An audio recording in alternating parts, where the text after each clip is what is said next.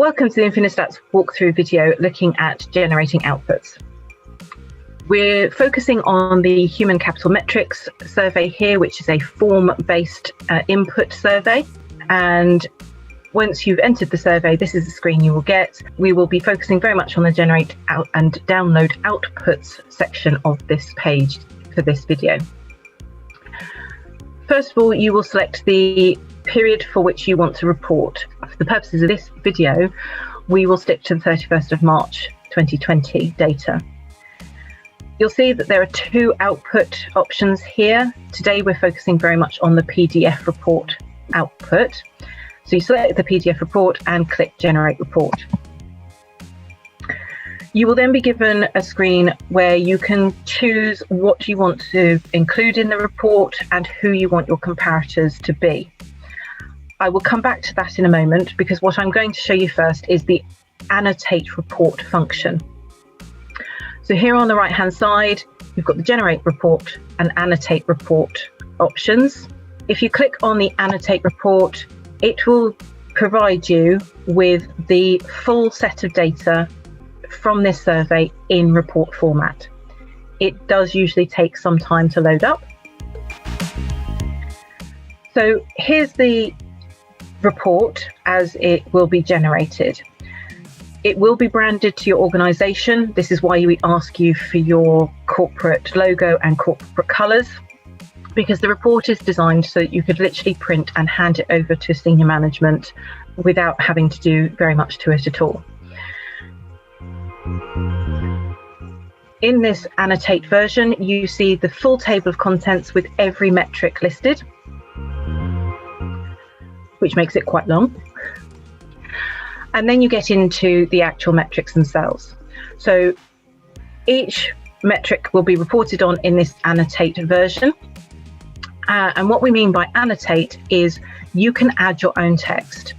So for each graph that appears in the report, there will be some automatically generated text. And that is that first paragraph immediately under the graphics. So for this one, which is your total annual basic pay of headcount, you will have a bar chart which shows your council in a different color to all the other councils. It will also show the median value. Underneath that, you then also have a trend data graph as well. And again, that will show you the trend in counties, districts, unitary councils, and your council in a separate color. So you can instantly compare yourself to the various different types of organisation that we have in the Southeast. Underneath this automatically generated data, there will be a box for you to add your own context data and text into.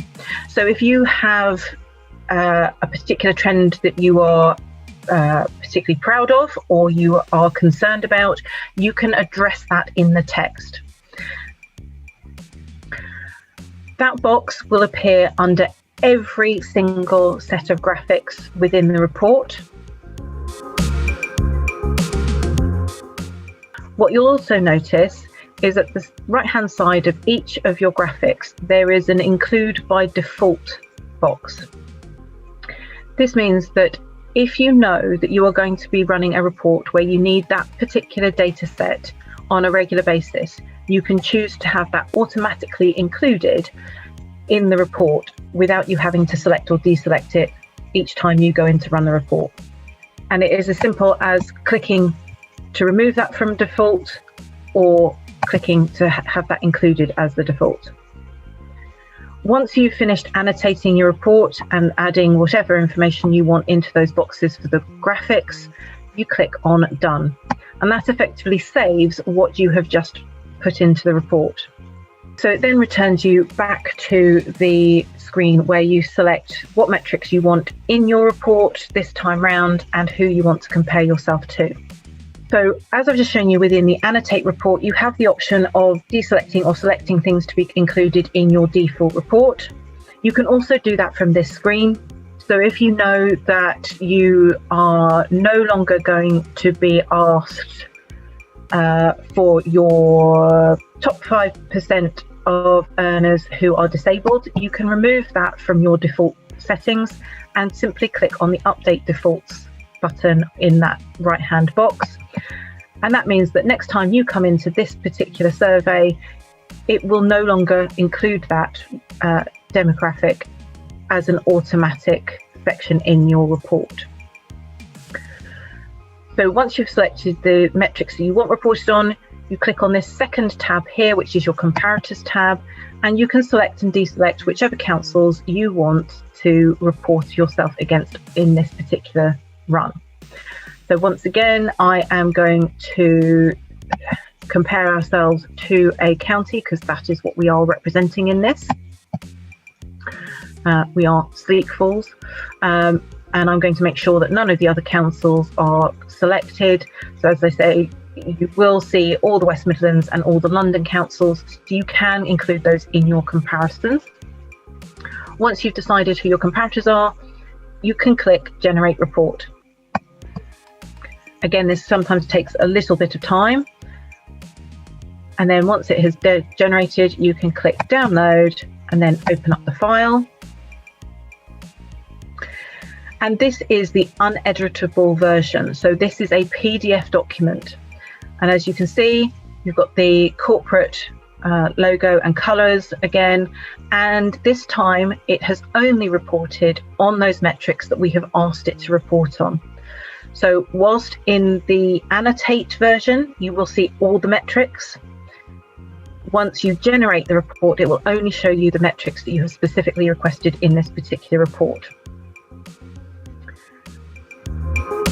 Scrolling down, as you can see, this is the total annual basic head count. This time round, it is only comparing us to the other councils that we have requested to be compared to. Our council has appeared in a different colour, and the median has still appeared as a line across the chart. That also makes this trend data graph a little easier to understand, because rather than having counties, unitaries and districts, we are only comparing our council, which is the black line, to the median of the other counties that we have selected to be compared to, which is the blue line. This first paragraph is the automatically generated text that we saw in that Annotate Report option. From this point on, this annotation is for demo purposes. That is the text that we added in through that Annotate Report option.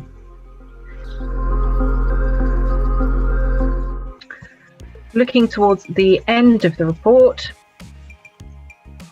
there is a section at the back for appendices.